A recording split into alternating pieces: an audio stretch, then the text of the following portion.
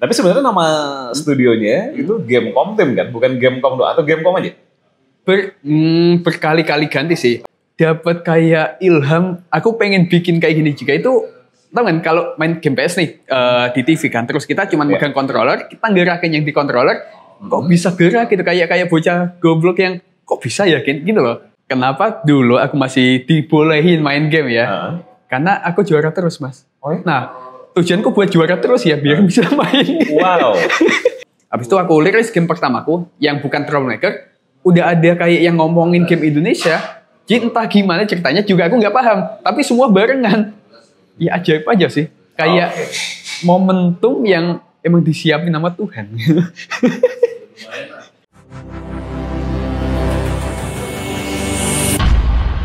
Gizmo Talk Podcast by Gizmology.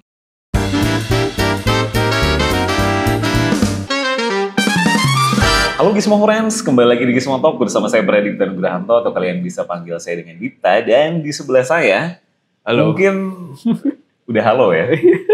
Gizmo Friends banyak yang bingung, ini siapa nih? Tapi kalau kalian suka main game atau suka mengeksplor media sosial, biasanya mungkin lewat-lewat di brandnya kalian. Karena profile picture-nya itu khas banget.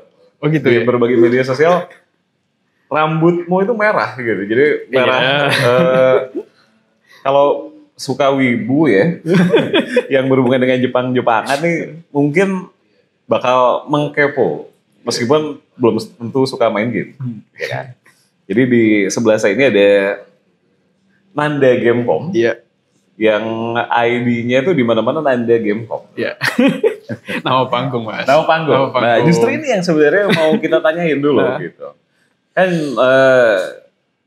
penelusuran kita, nama aslinya Nanda Gamecom adalah Reza Febri Nanda. Benar? Iya, benar. Tapi itu nyaris tidak bisa ditemukan di media sosial manapun. Selalu udah di branding sama Nanda Gamecom. Iya. Gitu. Kenapa nih memutuskan untuk melakukan brandingan studionya sendiri di belakang namanya? Ya karena kayak apa ya, seru aja gitu loh. Maksudnya kayak kalau pakai nama asli kayak terlalu, gak tau ini pandanganku aja ya, terlalu formal gitu loh maksudnya. Nah sekarang aku pengen kayak sekalian bawa nama studioku atau kayak yang tak bikin yaitu otomatis Gamecom. Sekalian aja Nanda Gamecom. Maksudnya kayak beberapa apa namanya, nama-nama kreator yang gitu-gitu kan kadang pakai namanya plus nama apa kayak gitu kan. Ya aku pengen juga Nanda Gamecom ditambah 3, kan nama asliku 3 kata kan. Itu kayak gabungan 3 nama semua, Mas. Reza iya, Febri iya, Nanda iya. Jadi kayak mending 2 gitu loh maksud kalau bikin nama. Gitu ya? Sekali aja Nanda Gamecom. Tapi sebenarnya nama studionya itu Gamecom Team kan, bukan Gamecom doang atau Gamecom aja? Berkali-kali ganti sih. Bukan ganti, sorry. Adjustment saat itu waktu aku pertama kali bikin Gamecom sama temanku namanya Heru 2014, itu ya Gamecom aja, game company singkatannya. Udah simpel. Kita nggak ada filosofi apapun. Emang gitu, pengen cita-citanya bikin game company. Habis itu kita tambah jadi 7 orang, jadi Gamecom Team. Habis itu sekarang udah perusahaan Gamecom Team Studio. Jadi ya tetap Gamecom.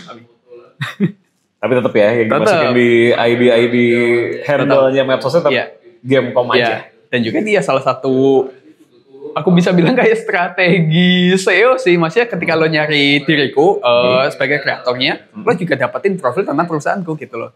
Jadi ya lebih gampang lo dapat 2 hal bisa nyari sekali gitu loh. Ini persis banget sih ketika add WhatsApp-nya Nanda gitu ya. Search on Google Nanda Gamecom. Wah, itu pintar. marketing. Secara nggak langsung gitu ya. Iya. Sama satu lagi Gizmo Friends yang tadi kalau di awal bilang profil picture Nanda itu begitu mudah dikenal gitu ya. Nanda itu juga punya signature apa ya? Mungkin bukan verbal language tapi lebih ke written language gitu. Dengan gitu.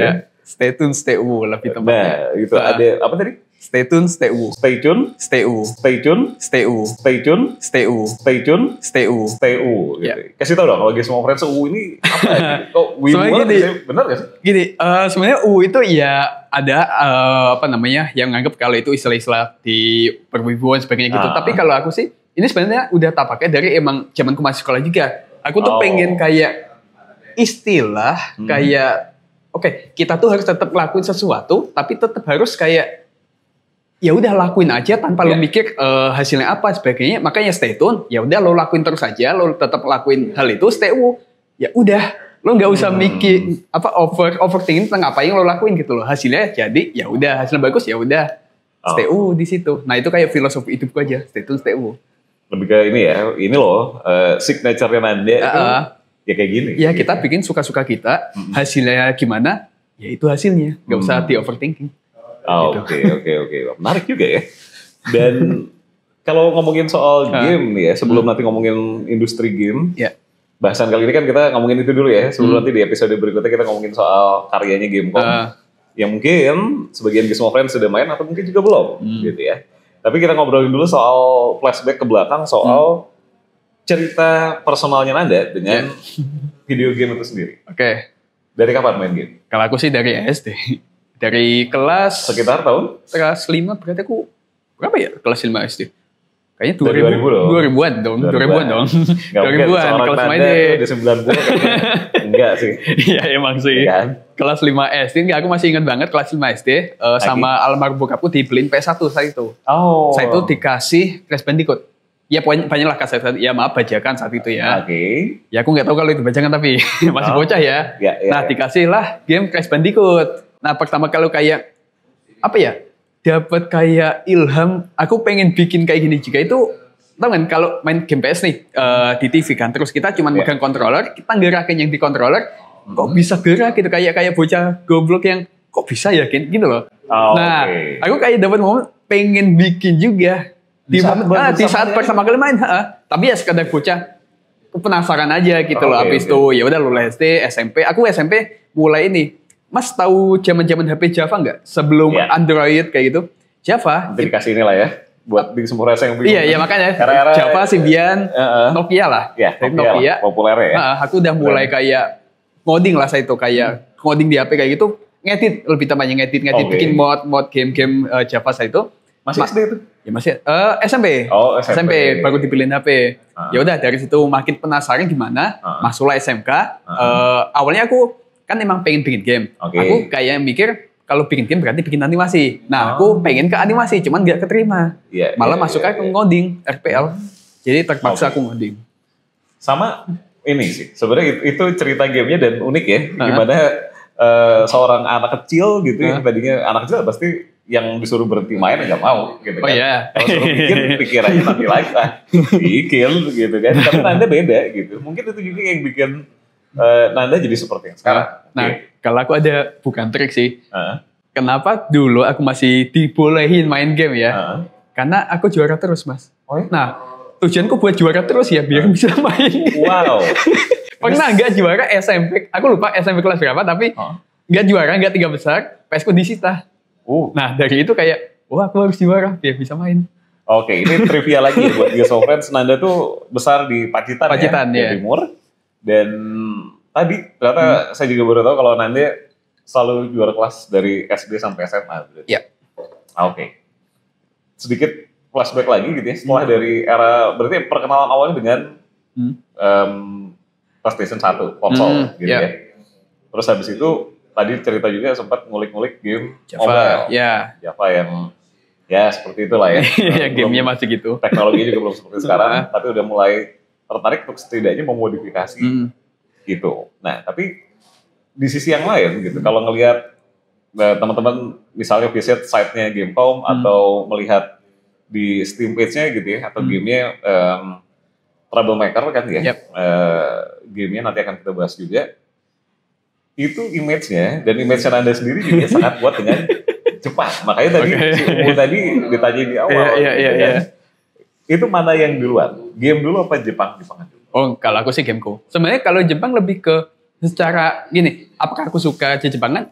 Iya bisa dibilang nggak yang sangat mengglorify Jepang gitu loh. Tapi suka aja gitu loh. Nah ya karena ternyata orang-orang kayak aku suka Jepang, jadi ya aku ikut aja gitu loh. Ngerti kan? Aku bukan yang mengglorify tapi suka. Jadi nggak yang Jepang gitu, enggak. Itu mungkin nanti pengaruhnya juga ke game-game yang lu mainin. Iya, benar. Gitu. Nah, Kita sedikit geser ke lanskap game Indonesia ya. Tadi boleh. perkenalannya bakal nggak selesai kalau kita ngomongin ibu dan game nih. Cuman satu hal yang menarik di sini gitu ya. Meroketnya game Indonesia itu kan bukan yang terjadi dari lo di industri game dari tahun berapa? Kalau kerja beneran ya profesional ya. Secara di profesional. 2017. Oke, 2017 itu gelombangnya belum seperti alias 8 tahun lalu kan belum seperti hari ini, ya kan? Sepakat kita kan.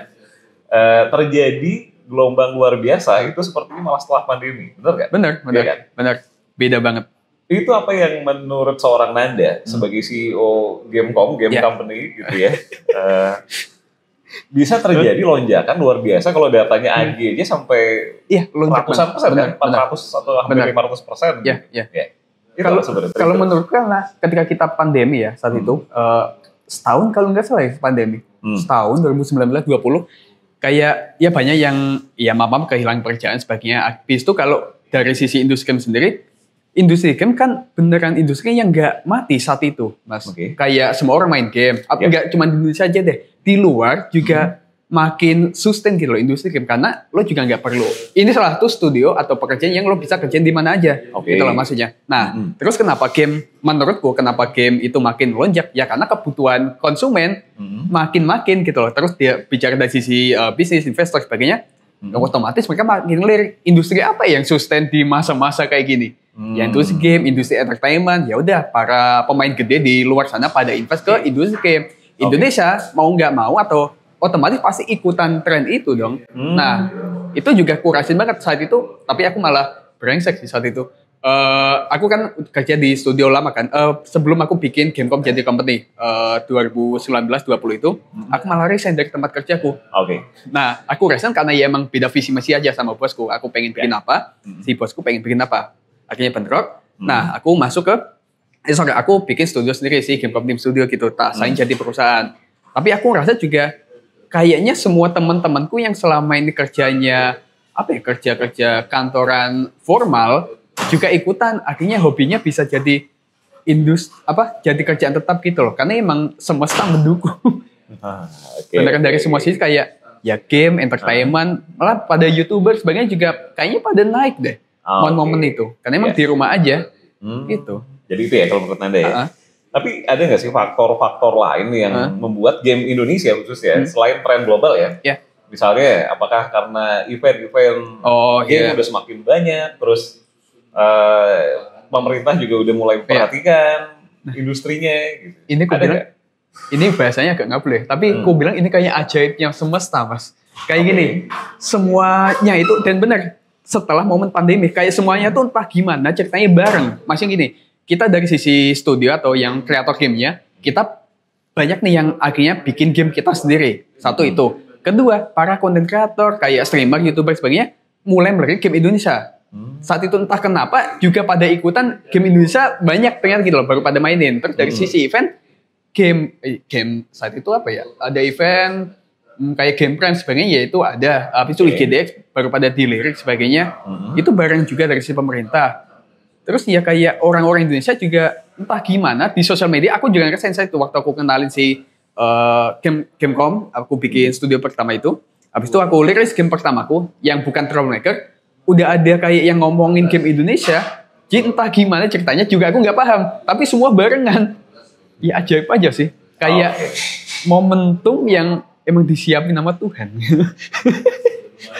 itu nggak bisa dijelasin kalau menurutku sih. Dan ini jadi makin menarik di Friends ketika Gamecom muncul di pusaran ketika gelombangnya sudah naik-naik gitu ya. Tadi kan dibilang Nanda resign di tahun 2020. Tapi Gamecom sendiri berdirinya udah dari 14 sebenarnya. Iya kan? Bukan 2020 kan? Bukan. Itu as company-nya aja. Nah, apa yang membuat Nanda memutuskan untuk di dua kaki dulu? Ada company sendiri, tetap bekerja dengan orang. Kalau aku saat itu, ini flashback dulu ya. 2014 itu aku bikin Gamecom sama temanku, sekedar kita kayak tim game aja Mas, kayak bikin game ya buat bikin game gitu aja. Nggak ada, ya walaupun cita-citanya emang bikin game company, tapi ya kita sadar diri lah waktu lulus kita emang belum bisa nih bikin studio kita sendiri, belum bisa jadi profesional. Nah, kita bubaran, habis itu kita nyari pengalaman masing-masing lah. Nah, kalau aku, ya pengalaman ngalor ngidul sampai akhirnya dapat kerjaan ke Jakarta. Kerja dari junior programmer, tapi itu aku minta bosku buat diajarin lah semua hal di industri, kayak marketing, bisnis, sebagainya. Sampai terakhir itu aku sebenarnya jadi CTO perusahaan. Makanya udah kayak decision making studio kayak gitu emang udah kerjaanku lah. Ya sampai tadi beda visi misi. Nah, intinya waktu aku nyari pengalaman, ya pengalamannya udah dapet gitu loh. Dari sisi bikin gamenya, dari sisi berbisnis gimana, itu dari sisi ya branding sebenarnya udah paham. Tapi karena momen itu nge-trigger aku, kayaknya saatnya deh aku balik ke Gamecom. Nah, aku resign, aku telepon teman-temanku, saatnya. Kayak One Piece, time skip. Tetap ya, referensinya tetap perwibuan. Time skip 2 tahun, saatnya kita join, habis itu ngumpul deh, gitu. Okay. Nah, tadi ngomongin meng-calling lagi timnya gitu. Apakah tim Gamecom ini semua yang Nanda kenal atau ini enggak juga kok? Ada yang memang profesional meet juga? Kalau awal-awal yang 2014 itu kan akhirnya bertujuh kan, itu ya semua teman sekelas awalnya. Cuman waktu di reuni 2020 ya tetap bertujuh, itu kita mengiyakan panggilanku saat itu, kita coba bikin game. Tapi setelah kita bikin game pertama kita yang A Day Without Me, game sebagai perusahaan pertama, ya banyak yang kayak tanda kutip nggak meyakini ini bisa loh kita. Jadi kayak pada bubaran sisa 4 orang saat itu. Oh, timnya sendiri sempat nggak yakin dengan? Nggak yakin. Pokoknya perusahaannya. 3 orang yang nggak yakin kita lanjutin Gamecom gitu. Tapi ada 4 orang yang sampai sekarang masih di kantor. Oh. Ya mereka ini yang tim OG-nya Gamecom. Masih. Wah, nah ini sebenarnya juga yang pengen dibahas gitu ya. Industri game Indonesia kan lagi meroket banget. Dan Gamecom ada di pusaran itu gitu, dengan dinamikanya tadi udah diceritain sedikit. Ketika merilis game pertama, A Day Without Me, itu apa yang membuat, menurut analisis Nanda ya sebagai pemimpin perusahaan nih, dia ngelihatnya apa yang membuat timnya sendiri nggak yakin sama produknya? Begitu. Ya karena gini sih, kalau saat itu ya, ini fair aja, karena emang duitnya masih belum sesuai ekspektasi kita, gitu aja saat itu. Secara perusahaan, maksudnya. Ini aja waktu aku udah manggil teman-temanku, yang bisa aku bayar cuman berapa orang aja. Karena kan dari 7 orang ini beberapa udah kerja kan di tempat lain. Gitu, habis itu ya udah yang bisa tak bayar siapa ya, lo deh kayak gitu. Tak bayar, lo full di sini buat bantu aku, sisanya ya udah sesenggang lo aja buat bantu ini. Gitu. Jadi mungkin ya mereka compare aja sama mending kerjaku yang sekarang atau ikut aku gitu loh. Ya gak worth it aja. Aku sih paham saat itu. Emang duitnya masih belum ada saat itu. Itu sih. Yang membuat duitnya gak ada pada saat itu tahun berapa? 2020. Apa yang pada saat itu emang gamenya belum dijual banyak kah? Atau kalau ini agak lucu sih. Sebenarnya game pertama kita si A Day Without Me itu juga bukan game. Ini kalau aku sebagai kreatornya, ini bukan game yang emang buat wajah perusahaan, bukan buat kayak Gamecom dikenal karena game ini. Enggak, game ini aku bikin karena emang aku pengen nyari tahu gimana sih cara bikin game sebagai perusahaan. Gitu kan. Kayak kita bikin game 3 bulan aja, yang penting rilis, kita sah, itu kita coba pitching sebagainya. Pengalaman aja yang kita ambil dari game ini. Jadi tanda kutip, emang aku nggak ngincer duitnya di situ. Aku ngincer, kita bikin perusahaan, kita bikin game pertama. Setelah dapat pengalaman, kita ngapain? Yang ujung-ujungnya si troublemaker.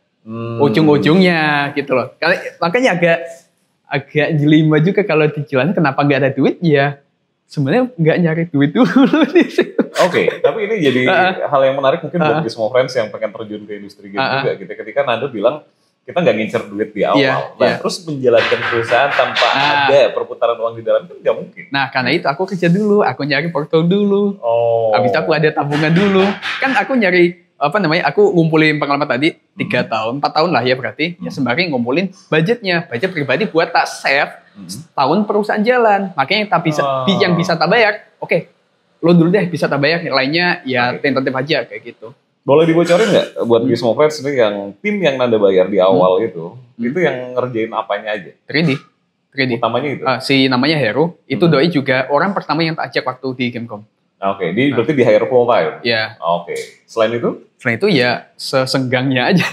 Sesenggang itu mereka berarti? Ya paling malam aja, kayak aku butuh gambar ini misal. Itu ya lo bisa ngerjain kapan. Karena berarti aja. Orang ini ya, orang teknikal yang menggarap visual gitu. Iya kayak gitu, terus ada yang bantuin kayak promosi sebagainya saat itu aja. Makanya kalau masih lihat di game A Day Without Me itu juga simple banget gamenya gitu loh. Makanya simple banget 3D-nya yang paling banyak, sisanya kayak malah nggak ada tuh di sana. Itu kan emang ya yang penting jadi 3 bulan kita rilis dapat apa di sini. Gitu. Oke. Nah tapi kan gini, maksudnya ketika mengembangkan sesuatu di tengah pusaran industri yang sebenarnya sedang kenceng-kencengnya. Gitu. Cuman di awal ya Nanda juga mengakui kalau ya memang belum ada duit ya kalau waktu itu, gitu kan. Nah itu apa sih yang emang harus seperti itu dulu kah? Atau memang agak susah. Mungkin kenapa aku ngelakuin itu ya? Karena aku udah ini balik lagi pengalamanku waktu aku di kerja tempat sebelumnya. Karena di tempat sebelumnya aku pernah bangkrut 2 kali. Dan untungnya udah survive juga 2 kali itu. Sorry, yang bangkrut ini Nanda atau perusahaan? Enggak, perusahaan sebelumku. Namanya Mentro Digit Lab. Itu pernah ya dari 30 orang sisa 3 orang. Habis itu naik lagi sisa berapa orang. Itu aku pernah ngalamin dan aku tahu kenapa-kenapanya gitu loh. Nah, hal-hal itu yang aku bikin strategi buat perusahaanku harus gimana, planningnya, milestone-nya. Itu sih. Jadi ya pengalaman tak pakai di tempatku. Makanya jadi pelan-pelan berkaca dulu ya. Berkaca dulu dan bukan hal yang mengagetkan juga berarti. Ya makanya jadi ya kayak ya udah emang gini hasilnya gitu loh. Gak terlalu terkejut. Nah, tapi di saat itu ya kalau orang Indonesia ngomongin game lokal apalagi gitu. Apakah memang player-player game lokal ini player-player game di Indonesia nggak hanya game lokal ya. Masih belum seapresiatif itu sama produk game, utamanya produk game lokal. Tanda kutipnya jadi ya gimana mau ada duit ya orang nggak ada yang mau beli juga dari sini-sini, orang luar paling beli. Kalau aku sih yakin bukan orang lokal, bukan orang Indonesia yang nggak mau apresiasi karya lokal, tapi game lo aja yang nggak cocok sama orang Indonesia. Nah, maksudnya gini, diriku, aku sekarang dan teman-teman semua sekantor, teman-teman yang tak kenal beli game ori terus mas, gamenya bakal lebih mahal daripada game-game Indonesia. Betul. Ya kan? Kalau aku sih PS, aku koleksi game-game kaset BD-BD PS yang paling baru, harganya sejutaan ya kan? Ya gimana kita nggak mau ngeluarin duit, teman-temanku juga sama. Tapi kenapa banyak yang nggak mau beli game Indonesia? Berarti ya gamenya aja yang nggak cocok sama orang Indonesia. Nah, fun fact, Troublemaker yang satu itu penjualan paling gede dari Indonesia. Karena emang kita bikin buat orang Indonesia. Jadi ya aku yakin karena game lo aja nggak cocok sih kalau dibilang gitu ya. Berarti memang ini ada produk yang sebenarnya nggak sesuai. Bukan pasarnya aja. Oke. Makanya. Kalau ngomongin apresiasi sebenarnya apresiasi aja. Apresiasi ada. Iya malah. Kalau apresiasi tetap Indonesia paling gede kita. Bahkan sering banget kayak di event-event. Mas tau kan kayak cosplay group kayak gitu. Nah kita tuh masih sering sampai sekarang diundangin gitu. Kayak ada teman-teman yang cosplay karakter kita. Habis itu Gamecom bisa nggak datang kayak gini? Kalau bisa kita datang apresiasi mereka kayak gitu. Di luar kita kita bikin game, teman-teman komunitas kita, player kita juga ikutan meramaikan game kita gitu loh. Game kurang apresiasi apa kayak gitu maksudnya. Tanpa kita minta. Jadi ya emang karena cocok. Gitu ya, karena cocok. Karena cocok. Soalnya gini, jadi beberapa waktu lalu sempat nonton podcastnya Agi. Di situ ada pembahasan tentang bagaimana memarketingkan game, khususnya pastinya untuk game Indonesia dong ya. Nah, kalau menurut Anda, tadi selain faktornya gamenya yang nggak cocok sama audiensnya, apakah ada faktor dari publisher atau developer lokal ini masih belum tahu cara menjualnya? Ini kedengaran agak jelek diomongin ya, tapi banyak banget teman-teman, terutama yang baru umur ya. Kan gini, kita jualan, kita kan otomatis harus nyamperin customer kan. Betul. Nah, banyak teman-teman itu kayak kita udah bikin tapi masih malu-malu mau mamerin karyanya, masih kayak gimana ya cara ngontak, masih bingung buat memulai cara menjual gamenya. Nah, kalau aku, ini pengalamanku dari yang waktu A Day Without Me aja lah.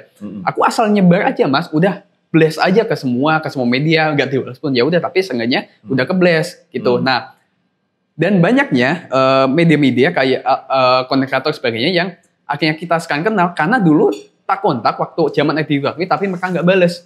Balasnya waktu baru kita punya nama sekarang Troublemaker. Jadi kalaupun sekarang teman-teman baru pada bikin game, email aja, kontak aja media nggak dibalas pun, ya udah nggak apa-apa, lakuin aja terus sampai ke titik mereka akhirnya notice lo gitu loh. Itu bagian dari, ya nggak mungkin ada yang instan dong. Maksudnya tanda kutip lo belum jadi siapa-siapa, ya orang yang udah jadi siapa-siapa ya kali mau ini notice lo kan. Makanya sekalian lo bangun nama lo, foto lo sampai ke titik, oh saling kenal nih. Kalau itu sih yang kulakuin. Nah, kalau gitu menurut Nanda ya, strategi kan salah satunya udah kasih tahu. Strategi buat memarketingkan udah. Game adalah jangan malu. Jangan malu. Email salah satunya. Ada nggak strategi yang Nanda lakukan, entah di David Oatmeal, entah di Troublemaker, yang works gitu? Ini bisa aku bilang agak susah buat ditiru, karena emang ini pertama branding. Karena ya kalau kita branding udah dapet nih, kita emang game action komedi Indonesia kita ya, game kita emang game lawa, game tentang apa namanya, ya sesuatu yang brutal kayak gini lah ya, lawanya kayak gitu. Nah, ya mungkin misal nih Mas Dita bikin game horor gitu, horor udah banyak. Apa yang membedakan Mas dari game lain? Ketika misal nih kita lagi nongkrong di kafe kayak gini ngomongin game horor Indonesia, udah terlalu amburadul buat apa namanya orang jadi ngomongin gamenya Mas Dita gitu loh. Makanya kenapa sesuatu yang membedakan produk Mas atau kayak studio Mas saja dari studio yang lain apa? Nah, Gamecom kita memposisikan diri kita di action komedi. Kenapa? Karena Indonesia belum ada studio game yang fokus ke komedi. Belum ada. Kita ambil karena itu. Jadi ketika orang Indonesia ngomongin tentang game apa Indonesia yang lucu, yang komedi, yang absurd sebenarnya, Gamecom ada di situ. Gampang diomongin, mulut ke mulut. Makanya kita dapat nama sekarang. Itu sih. Ini jadi menarik juga ya, Gizmofans ketika ngomongin genre. Yang kalau Nanda bilang game yang meroketkan nama Gamecom tadi, ya si Troublemaker dengan genre action comedy gitu kan. Itu kan salah satu genre yang bahkan di global juga kayaknya nggak sebanyak itu ya. Iya benar-benar. Coba, kalau top 3-nya deh, game action comedy di global.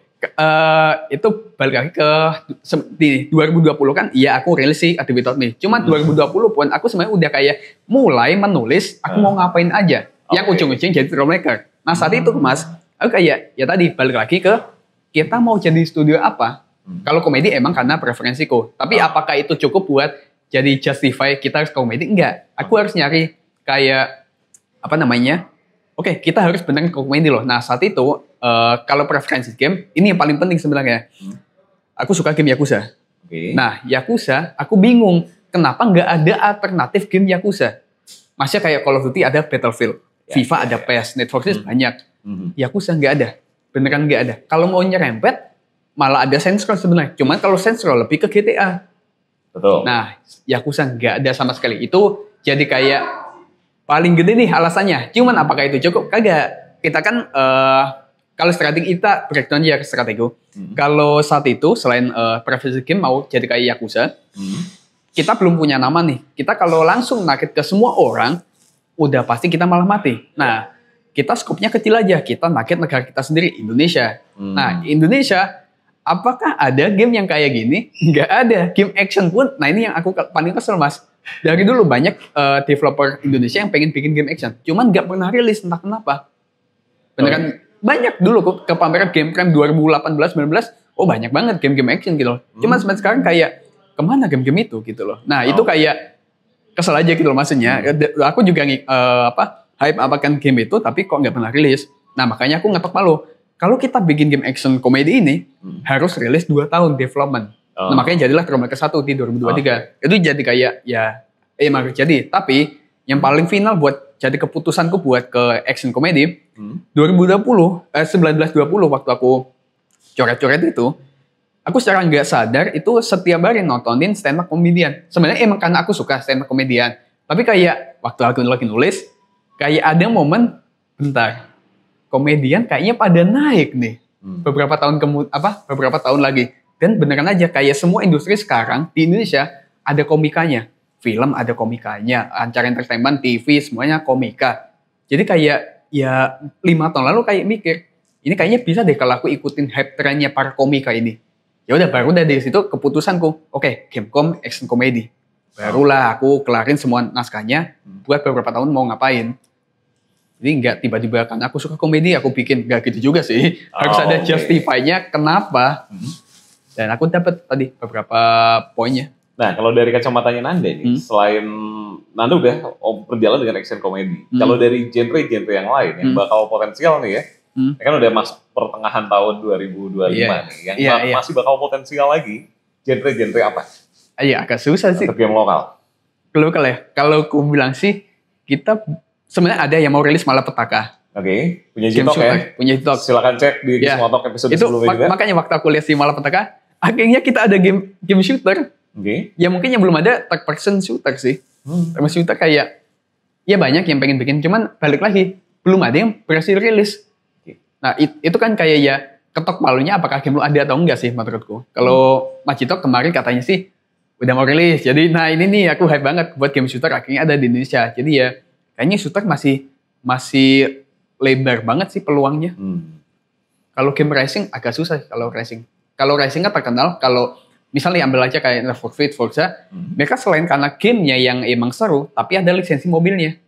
Nah itu yang kita nggak bisa dong. Kita harus beli lisensi mobil-mobil atau apa kan, oh mahal banget pak gitu loh. Ini paling make sense ya shooter kayaknya. Shooter belum ada. Oke. Nah berikutnya kalau ngomongin selain genre gitu ya, tadi kan Anda bilang shooter, inovasinya gimana nih? Kalau memang pasti kan namanya game tuh produk teknologi yang ditunggu inovasinya gitu. Pembaruannya apa deh gitu. Nah, kalau dari Gamecom sendiri nih dan insight-nya buat developer-developer lain gitu. Inovasi seperti apa sih yang sekarang lagi dicari gamer-gamer untuk bisa mereka lebih explore lagi sama game-game Indonesia? Itu sih agak apa ya, $1 million question sih sebenarnya, masih kayak kita juga sampai titik ini kita juga masih explore terus gitu loh, apa yang orang suka, apa yang orang nggak suka. Karena dari Trouble 1 aja banyak feedback yang ya mereka sukanya ini, mereka nggak suka yang ini kayak gitu loh. Dan itu kita terapin juga di Trouble 2. Kalau kita di Trouble 2 kita lebih apa ya namanya, beberapa poin ceritanya lebih ke yang grounded, lebih ke kayak orang-orang familiar ini apa sebagainya. Jadi orang-orang familiar, misal nih kalau Trouble 1 itu kan Trouble 2 itu kan game open world pertama kita. Settingnya kota fiksi sih, kota fiksi di Indonesia. Kita bikin sesuatu yang familiar dari orang Indonesia masukin ke game. Ketika orang main, ini kan ini. Jadi mereka kayak selain main karena gamenya seru, mereka ada sisi familiar yang kayak lucu buat di-share. Gitu kayak gimmick-gimmick kayak gitu sih. Itu masih work banget menurutku. Dan banyak juga yang kayak kemarin ada game yang trending banget, Peekaboo Stop, yang game stop judul itu kan juga relate banget sama orang Indonesia yang belakangan ini ramai judul. Jadi kalau kita sih emang nyari sesuatu yang emang tanda kutip tren di Indonesia, tapi bisa diimplement di game loh. Nah kalau kita game Trouble 2 kan emang gamenya emang semua bisa diampukin masuk kan. Jadi kita sih gampang ya masukin. Nah ini sedikit mundur dikit ke tadi action komedi. Gitu. Kalau nggak salah nih ya, dibetulin kalau salah. Di waktu awal perilisan si Troublemaker itu kayaknya Nanda tidak membranding Troublemaker sebagai game action komedi, tapi lebih action doang. Gak lucu. Kita tulis itu di deskripsi, tapi yang mayoritas Indonesia kan nggak pernah baca. Itu ada action komedi game set Indonesia.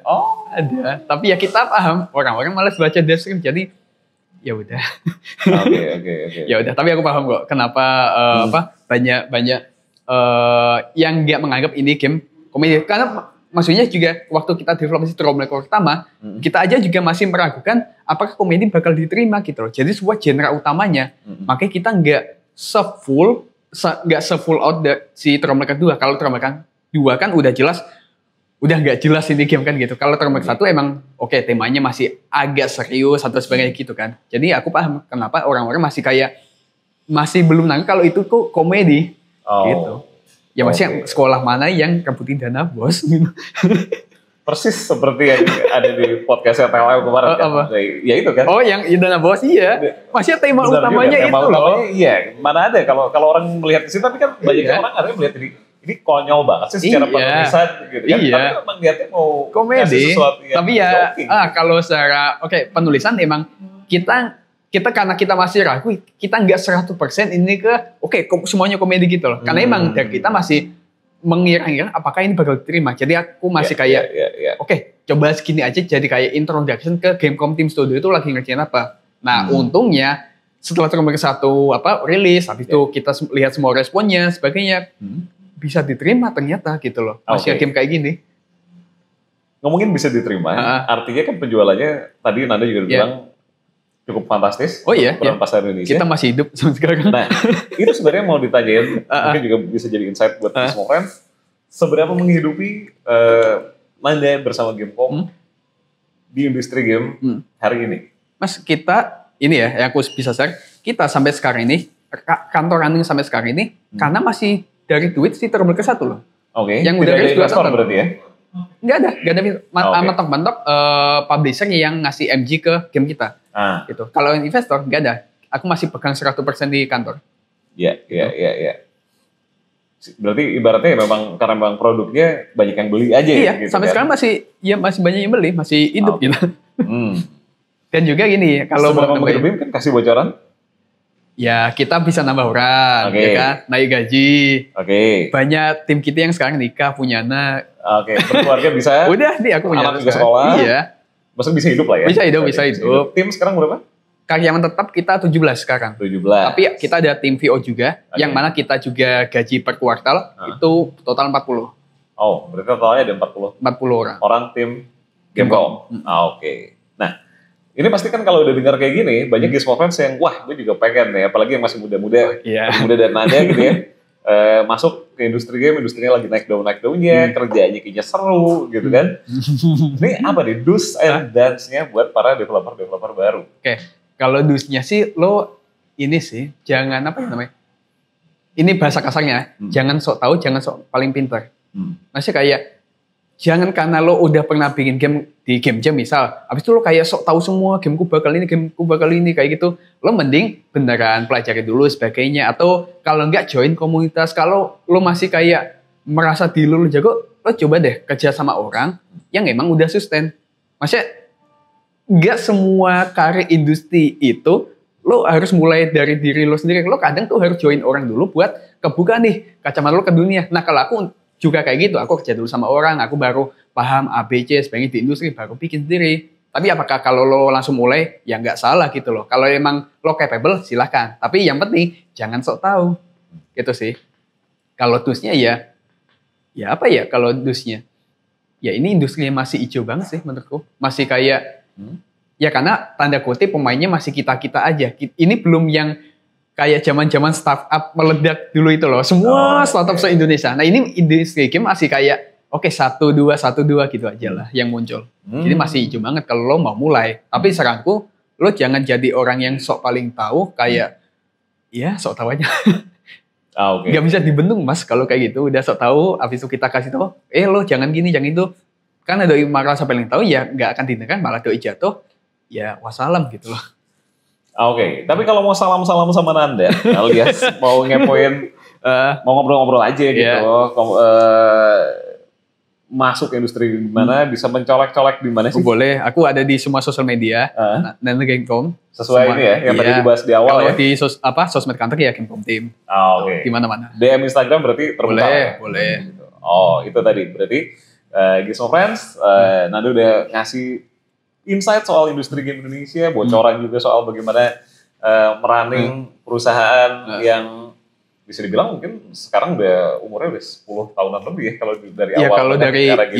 Kalau dari awal karir sih ya. Dan sampai tadi Nanda bilang bisa menghidupi keluarga banyak orang gitu kan. Tapi itu yang ku paling seneng mas. Apa? Ya itu kayak awal-awal Gamecom yang masih benar perusahaan awal yang 2021-an. Kan ya orang-orang timku ini masih kayak jomblo, belum punya siapa-siapa. Aku melihat perkembangan hidup mereka gitu loh. Yang abis itu pacaran, terus nikah, abis itu ya ini sekarang punya anak. Lucu gitu. Nice. Wah, menarik banget Nanda. Tadi ya udah kasih tahu kalau mau kepo-kepo soal Nanda dan Gamecom, bisa langsung ke Instagram atau media sosial yang lain. Bisa juga ke websitenya Gamecom ya? Bisa, gamecom.com. Dan pastikan juga untuk follow kita di gizmology.id dan gizmotalk.id. Kita rilis tiap hari Senin dan pastinya bakal banyak topik menarik seputaran teknologi dan selingkar wilayahnya di Gizmo Talk. Gue Dita pamit, Nanda juga pamit. Sampai ketemu di episode berikutnya.